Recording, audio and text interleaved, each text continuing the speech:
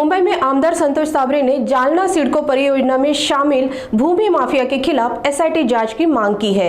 उनका कहना है कि इस मामले में गंभीर अनियमितताएं और भ्रष्टाचार हुआ है, जिसे उजागर करने के लिए एक विशेष जांच दल एसआईटी की जरूरत है।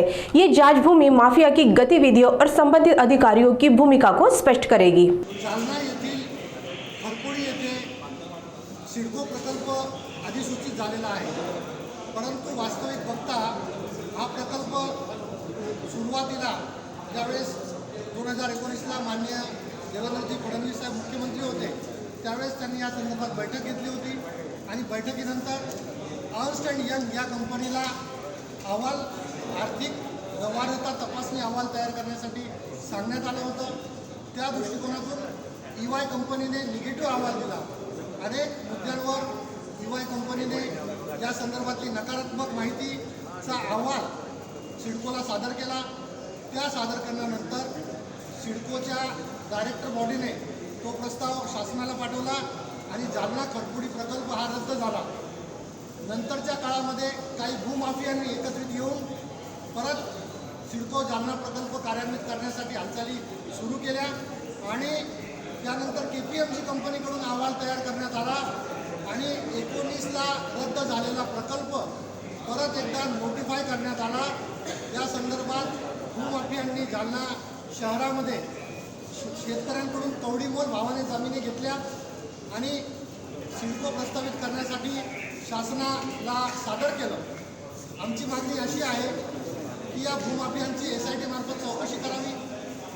मी माननीय मुख्यमंत्री महोदयांना या संदर्भात पत्र दिलेलं होतं। माननीय मुख्यमंत्री महोदयांनी याची तात्काळ दखल घेऊन मुख्यमंत्री सचिवालयाने या संपूर्ण प्रकरणाची चौकशीचे आदेश दिलेले आहेत। त्या आदेशाची प्रत मी सर्व मीडियाला समोर देतोय। आमची मागणी अशी आहे की जवळपास 900 कोटी रुपये सिडकोचे हे भूमाफिया आणि हे काही धनदांडगे उद्योजक यांच्या घशात न घालता शासनाचे पैसे वाचवावे, कारण तो जालन्याचा खरपुडीचा प्रकल्प हा कुठल्याही दृष्टीने फिजिबल नाही। ईवाय कंपनीचा फिजिबिलिटी रिपोर्ट हा पूर्णपणे नकारात्मक आहे।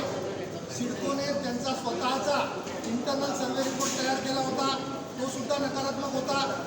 मग कोणाच्या अट्टहासापायी जालना खरपुडी प्रकल्प हा नोटिफाय झाला आहे, याची सुद्धा शासनाने सखोल चौकशी करावी। सगळे सातबारांचं अवलोकन करावं, सगळे ते फेरफार आहे।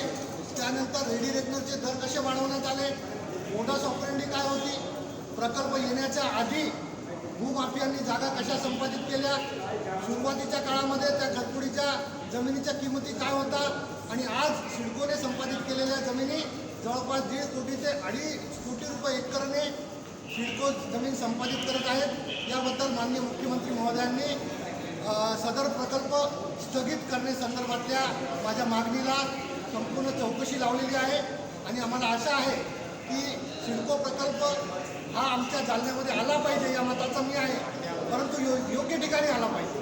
प्रॉपर व्यवहार्यता अहवाल तपासणीनंतर ज्या ज्या गोष्टी पुढे येतील त्या दृष्टिकोनातूनच सिडको प्रकल्प आला पाहिजे, अन्यथा 900 कोटी रुपये या भूमाफियांच्या घशात जाणार आहे, याची काळजी शासनाने घ्यावी।